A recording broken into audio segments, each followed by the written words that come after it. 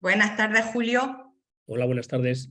Mil gracias por aceptar la invitación para ser entrevistado para nuestro proyecto Liderazgo en Fisioterapia.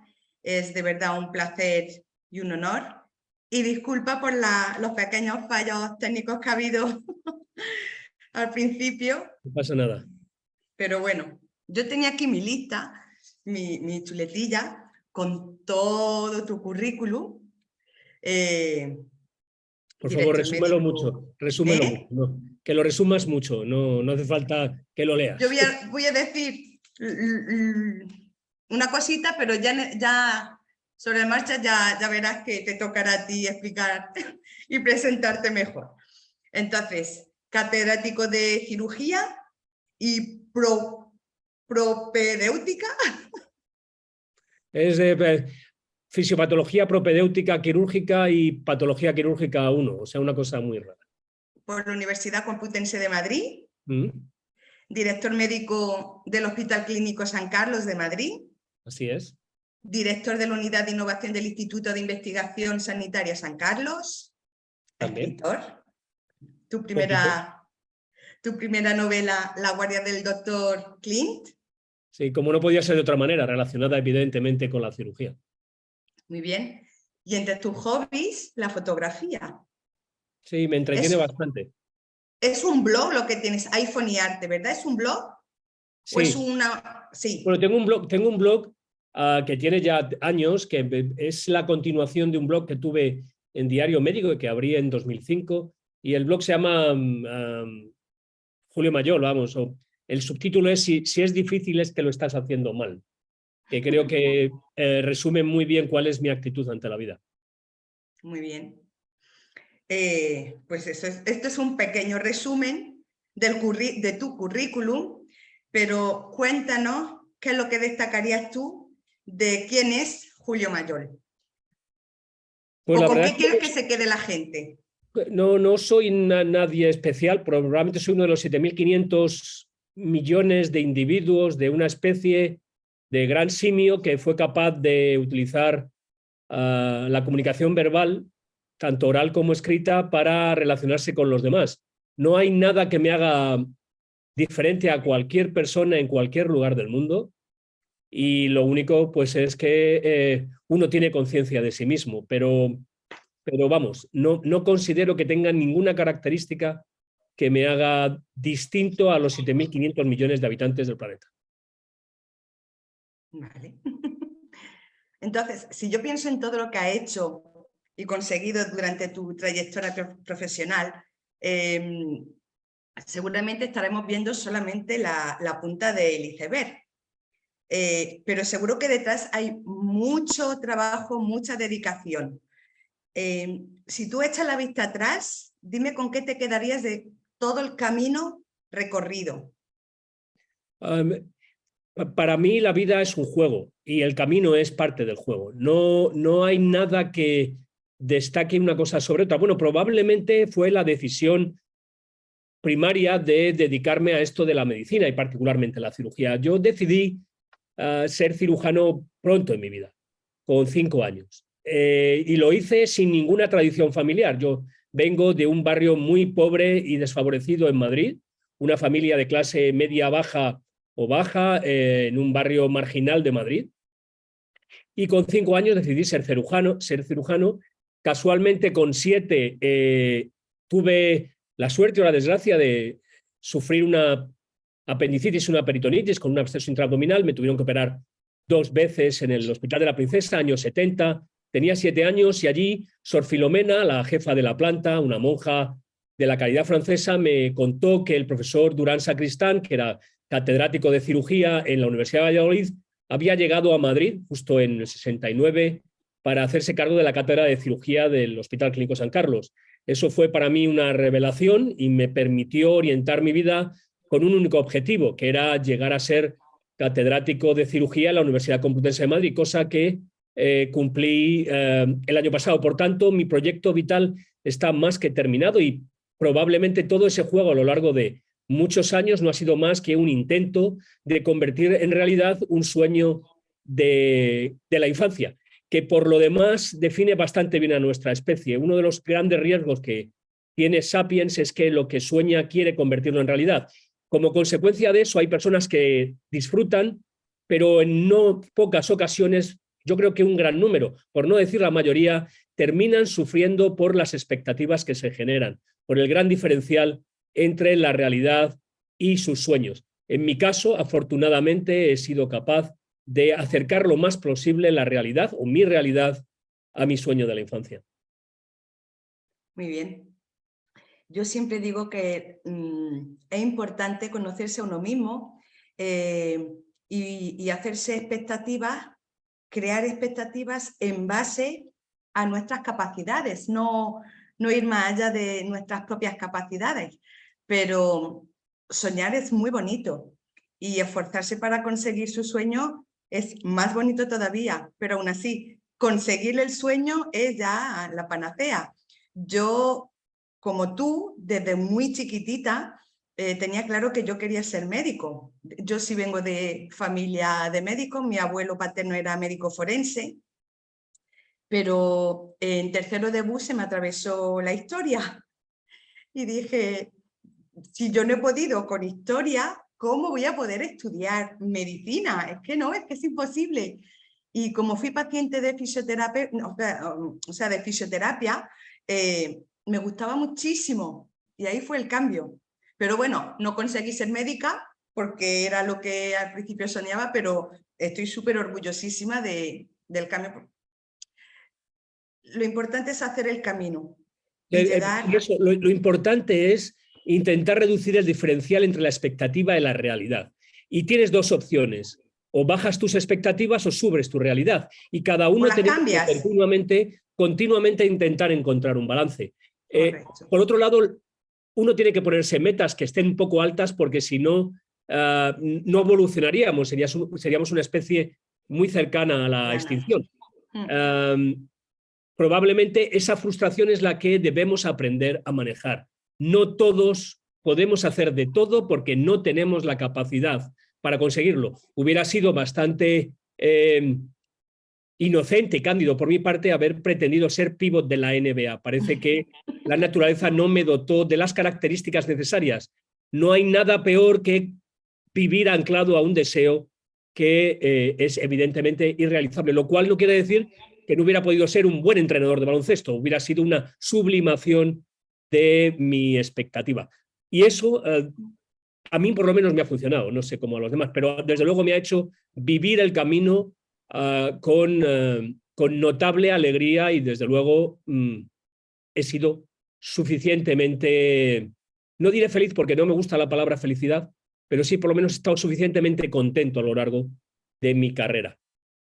Muy bien, entonces, a lo largo de tu carrera, ¿cuáles son los aprendizajes más relevantes en todos estos años de evolución?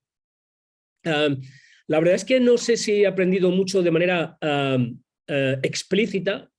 Probablemente he ganado mucho conocimiento tácito y ese conocimiento es el que hace luego crear unos determinados patrones de conducta que diferencian el éxito del fracaso.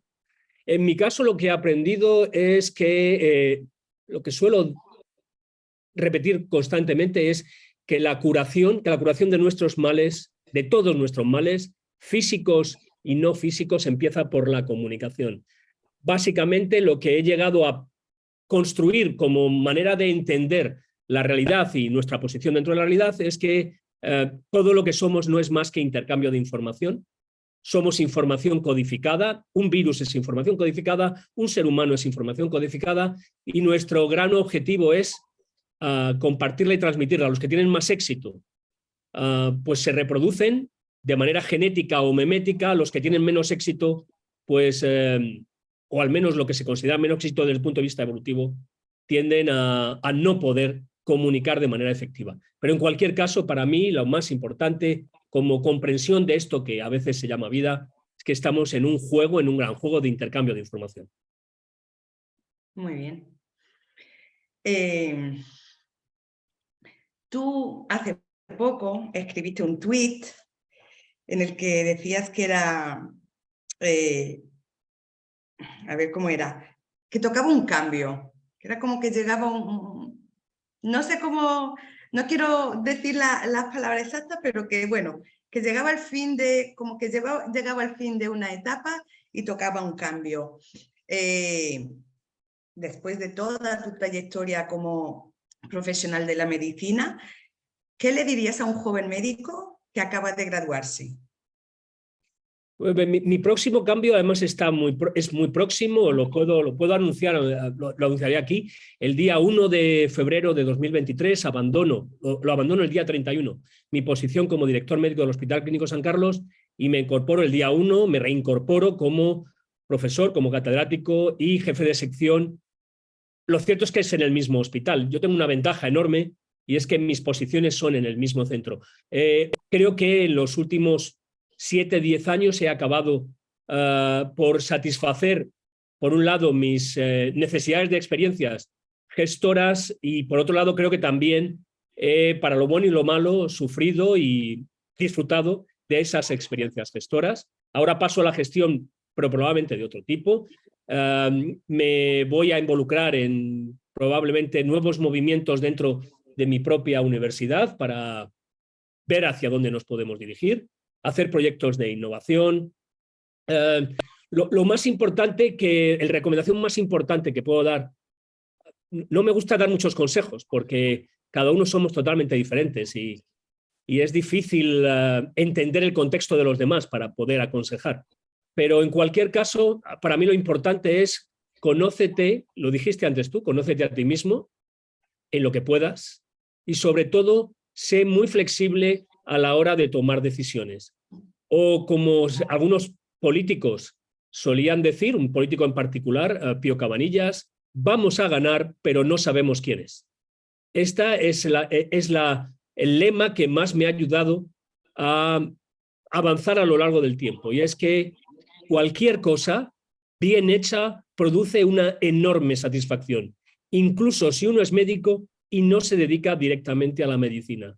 Lo más importante es entender cómo contribuir a que la sociedad obtenga valor por las contribuciones que uno hace en el día a día, no necesariamente una gran transformación del sistema. No todos estamos llamados a ser grandes líderes. De hecho, lo que hay que aprender, más que a ser líder, es a ser un buen seguidor. Faltan seguidores de calidad.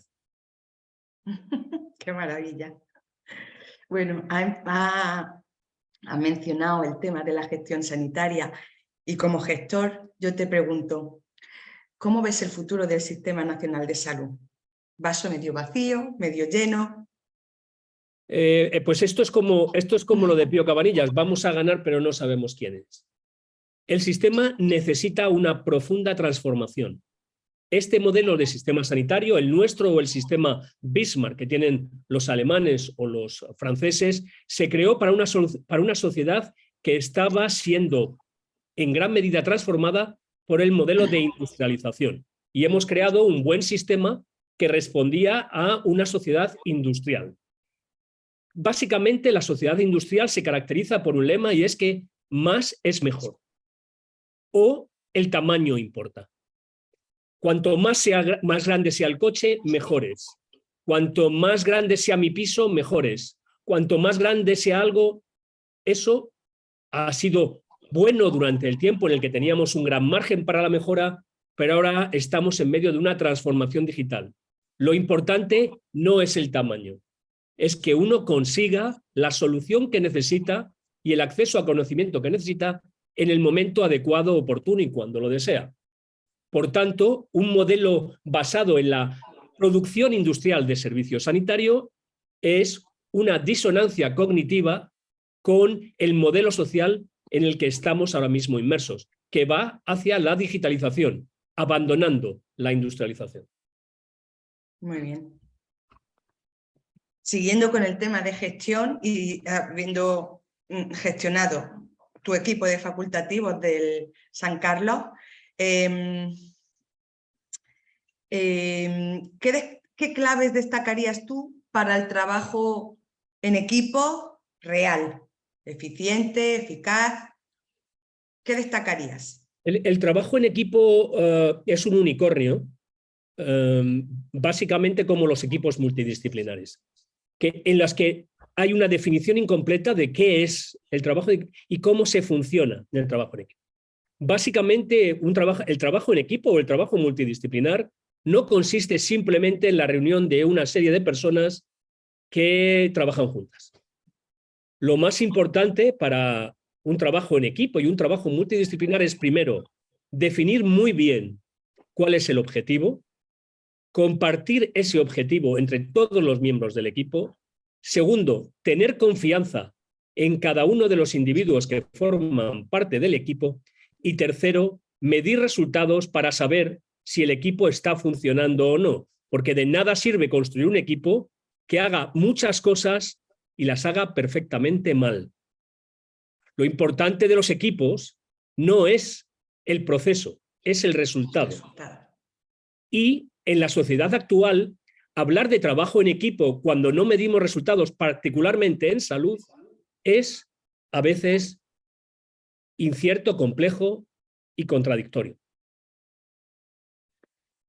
¿Y qué es lo que te gusta a ti del trabajo en equipo? El trabajo en equipo es muy satisfactorio siempre que uno intente, en un modelo de mejora continua, aproximar el resultado del equipo al resultado ideal. Sobre todo teniendo confianza en las personas y siendo capaz de construir equipos con personas a las que uno confía ciegamente parte de la actividad que se hace dentro de la organización y que además esas personas están dispuestas y disponibles para rendir cuentas. Eso es lo que más me gratifica, ser capaz de sentarme con un grupo, de comunicarme efectivamente con ellos, de estar de acuerdo en el objetivo que queremos perseguir, construir el modelo para hacerlo, ser parte de esa construcción de algo que nos trasciende, ponerlo en marcha, medir los resultados y al final, si los resultados se alejan de aquello que habíamos definido, cambiar la cultura para poder mejorar. Compartir esa cultura de mejora, comunicación para la mejora, es lo que a mí más me satisface. ¿Es eso frecuente? No. La mayoría de lo que decimos que trabajamos en equipo no es trabajar en equipo. Es una fantasía que nos contamos los unos a los otros para justificarnos. Vaya. ¿Cómo crear magias? ¿Cómo crear la magia de la sinergia? Ya has comentado una comunicación eficaz, confianza, crear tu equipo de confianza, pero también ofrecer la confianza psicológica en ellos de que puedan, ¿no? Si no están de acuerdo, no es que no estén de acuerdo, pero si ellos creen que la cosa se puede realizar de otra manera, tener la suficiente confianza psicológica para comentarlo sin miedo y sin inseguridades. Primero hay que reconocer que los seres humanos mentimos mucho. Entonces, cuando uno va a trabajar en equipo, tiene que asumir que dentro del equipo se va a mentir. Pero lo que tiene que tener claro cualquier miembro del equipo es que la mentira no debe ser antisocial. Como mucho debe ser una mentira que se produzca con el objetivo de hacer funcionar mejor al equipo. Hay otra gran parte de creación de narrativas, de creación de historias que nos motiven. Hablábamos antes de las expectativas y el diferencial entre la expectativa y la realidad. Necesitamos personas que entiendan bien la realidad o que se aproximen a entenderla bien, que conozcan la personalidad de aquellos que forman parte del equipo y que sean capaces de construir historias, relatos, en los que los miembros del equipo se sientan, primero, partícipes y segundo, motivados porque ganan más que pierden. Aunque es cierto que los grandes equipos son aquellos en los que uno trabaja para crear algo que probablemente no le resultará de beneficio personal. Pero eso es un grado de excelencia que pocas personas consiguen. En cualquier caso, el liderazgo dentro del equipo requiere entender a los demás, ser capaz de conocer el contexto, crear un relato adecuado, comunicarlo bien y, sobre todo, ofrecer herramientas a los miembros del equipo para que solucionen los conflictos que van a surgir, sin duda, a lo largo del camino. Pues totalmente de acuerdo contigo. Muy importante la narrativa, muy importante el contexto, la comunicación, entender a los demás y Y se me ofrecer. olvidaba, aceptar rendir cuentas. Sí. Un grupo que no rinde cuentas no es un equipo. Muy bien. Pues ya ha salido la palabra liderazgo. ¿Hacia qué modelos de liderazgo y gestión crees que deberíamos ir? Pues ya algo has dicho. Uno de los problemas que tenemos cuando definimos liderazgo, primero, evidentemente el liderazgo, cada uno de nosotros sabe lo que es cuando lo ve, pero cuesta mucho definirlo. Por eso solemos hablar de liderazgo relacional, liderazgo emocional, liderazgo, pero esos no son más que definiciones reduccionistas debidas a nuestra incapacidad para comprender el todo. El liderazgo se conoce y se reconoce cuando se ve. Y un líder fundamentalmente es aquel que es capaz, utilizando las herramientas que cada uno de nosotros tenemos en diferentes medidas en función de nuestro background, de nuestra formación, de nuestras capacidades, pero un líder es un líder total que es capaz de crear una visión compartida con sus seguidores y, como dije antes, a los que les ofrece las herramientas para convertir esa visión en realidad y a la vez les da también herramientas para gestionar el conflicto. Eso es un liderazgo total. Luego lo otro son reduccionismos debidos a nuestra incapacidad para entender el todo, pero el todo es mucho más grande que las partes. Por eso dije, no quiero calificar el liderazgo es un liderazgo total, que además suele tener límites temporales. Uno no es líder continuamente, todo el tiempo y para siempre. Justo y además, esto que acabas de decir, mi compañera del grupo de liderazgo en fisioterapia, Goretti, te estaría aplaudiendo porque ella está totalmente convencida de ello. Un líder no es para siempre, un líder tiene un tiempo determinado y cuando llega la hora... Y los sabios son los que saben cuál es el momento y cuál es el momento para abandonar. Lo más importante en una obra de teatro, no es cuando entra uno, es cuando hace el mutis por el foro. Cuando decide, aquí está mi silencio, es mi hora de salir de escena. Como decía William Shakespeare, todo el mundo es un escenario y todos los hombres y mujeres meros actores. Hay que saber cuál es el papel en cada momento y no llevar el papel más allá del tiempo preciso para que sea efectivo. Me gusta todo lo que dices. Pasando ya a un tema del que tú eres reconocido experto, ¿qué considera Julio Mayor que es la innovación en salud? La definición es muy propia de un cirujano. Yo soy muy corto como buen cirujano, ya sabéis. No tenemos grandes habilidades ni intelectuales ni para el lenguaje articulado. En cualquier caso, investigar es generar, es utilizar dinero para generar conocimiento. Innovación es utilizar el conocimiento para inducir cambios que generen valor en sanidad. Lo que pasa es que hay que definir qué es valor, porque termina siendo una palabra bastante quemada, como lo es innovación en sí mismo. Valor en el siglo XXI debería estar bien definido, porque si no lo podemos definir bien y no lo podemos medir, no hay manera de incrementarlo. Y el valor, como dije antes, no es simplemente hacer más, ese gran tótem de la era industrial, sino hacerlo mejor.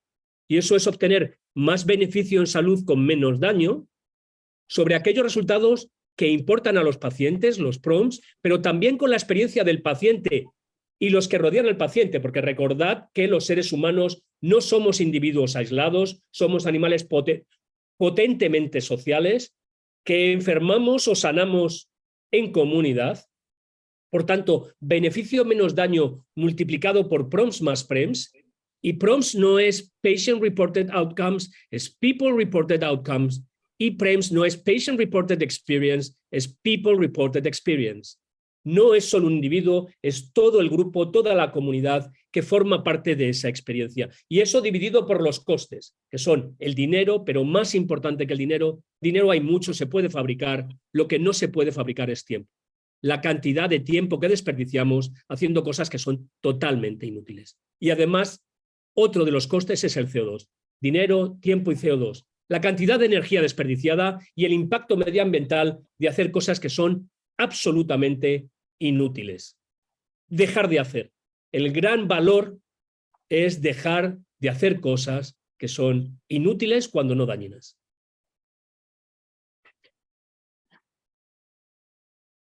Bueno, tú has hablado que ya a partir del 31, ¿no? No, sí, estamos en enero, el 31 de enero va a haber un cambio y el liderazgo también tiene mucho que ver con la gestión del cambio. ¿Cómo gestionas tú el cambio a nivel profesional o a nivel personal también? La verdad es que no me he parado mucho a reflexionar cómo lo hago, porque para mí el cambio es un continuo. En realidad, continuamente soy capaz de albergar, por características propias, supongo, de mi educación más el funcionamiento de mi cerebro, dos conceptos totalmente opuestos que me facilitan, desde el punto de vista operativo, seguir funcionando. Para mí no resulta en absoluto un trauma. Me puede producir pena, puedo tener recuerdos sobre el pasado que me hacen pues, mostrar, no me cuesta nada llorar, es algo que me parece muy sano. Sin embargo, no me produce sufrimiento el cambio per se. El cambio suena demasiado fácil decir que es una oportunidad. El cambio no es que sea una oportunidad, es una constante en la vida, y cuanto menos cambiamos, más viejos somos, más dificultad tenemos para adaptarnos a un contexto que no controlamos. Intentamos muchas veces cambiar el exterior porque pensamos que es malo, cuando no somos capaces de cambiar nosotros, que nos es mucho más fácil. Para mí resulta cambiar internamente, cambiar mi perspectiva, que no quién soy, pero sí cambiar mi perspectiva es mucho más fácil que intentar cambiar el mundo que me rodea. Entonces, estoy más abierto a cambiar yo que a cambiar el resto del mundo. Estoy totalmente de acuerdo y además yo lo hago así. Yo tengo claro que cuando hay algo que cambiar, primero que tiene que cambiar uno mismo, cambiar la perspectiva, como tú dices, y a partir de ahí seguir el camino, el que sea. Porque lo bonito no es a dónde vamos a llegar, sino todo lo que hacemos para llegar. El camino en sí es el aprendizaje y la meta, con sus cambios de perspectiva, con las expectativas cambiantes, es todo cambio. Un famoso jugador de béisbol norteamericano, que era conocido por sus frases un poco sin sentido, Yogi Berra, decía en inglés: "When you come to a fork in the road, take it". Cuando llegas a una bifurcación en el camino, tómalo. Pues eso consiste en, sea lo que sea, toma una decisión, hazlo. Porque la realidad alternativa no existe.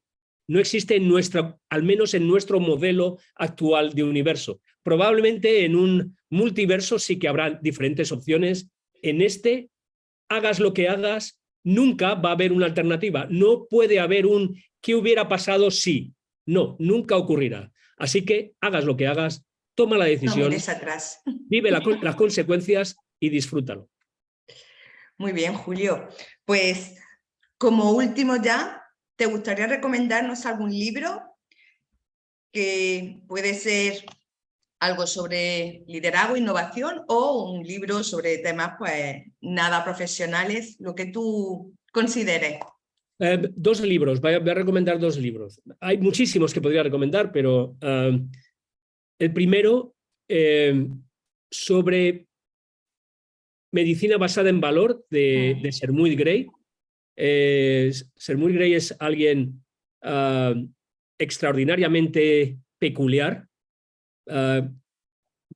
siendo británico, inicialmente siendo británico escocés, y además habiendo querido ser cirujano, aunque luego se dedicó a la salud pública. Es alguien con una visión particularmente valiosa. Utilicemos ahí de nuevo el concepto de valor sobre los sistemas sanitarios hacia dónde deberían ir. y yo he aprendido mucho de él, muchísimo. Ujú. Y el segundo, La conjura de los necios, de John Kennedy. Conozco. Estamos viviendo en periodos de banalización de la ignorancia. Cada vez tenemos más ignorantes al mando y todos terminamos por aceptar estupideces e ignorancia que viene desde arriba. Como decía un asesor del anterior presidente, del primer ministro, dos primeros ministros antes que el actual, somos una sociedad de lobos guiados por burros. Y eso tiene sus consecuencias. No las veremos inmediatamente, pero las sufrirán durante generaciones. Venga, claro. Pues sí, la verdad es que es triste, pero sí es cierto que se está banalizando todo ese tema y lo peor es eso, que quien lo va a sufrir son los que vienen detrás. Pero bueno, Julio, muchísimas gracias, de verdad, ha sido un placer. Vamos a aprender muchísimo de esta charla y Liderazgo en Fisioterapia está aquí para lo que te haga falta y bueno, lo dicho. Pues muchas gracias, Nivin. Ha sido un verdadero placer. Muchas gracias. Gracias. Hasta luego. Adiós. Bueno, bien, ¿no? Sí, muy bien, muy bien. Ya ¿Corto luego.